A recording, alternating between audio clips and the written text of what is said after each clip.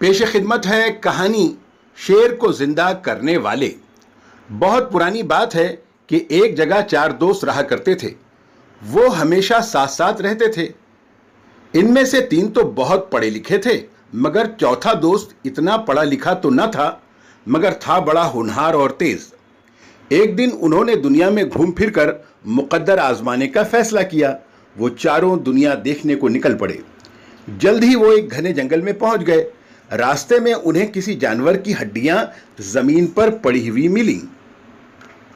एक अक्लमंद आदमी बोला, ओहो, हमें अपना इल्म आजमाने का मौका है। ये किसी मरे हुए जानवर की हड्डियां पड़ी हैं। हम इसे फिर से जिंदा करेंगे। मैं इन्हें दोबारा ठीक ठाक कर सकता हूं।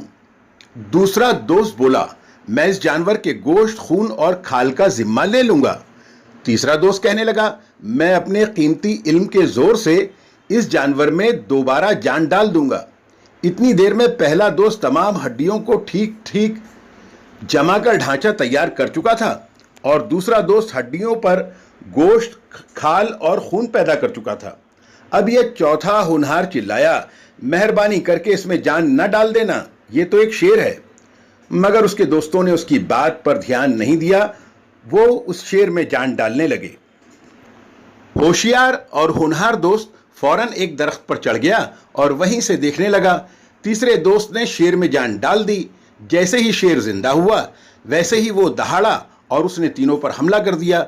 वो तीनों वहीं मर गए। ये देखकर चौथा दोस्त बहुत अफसरदा हुआ।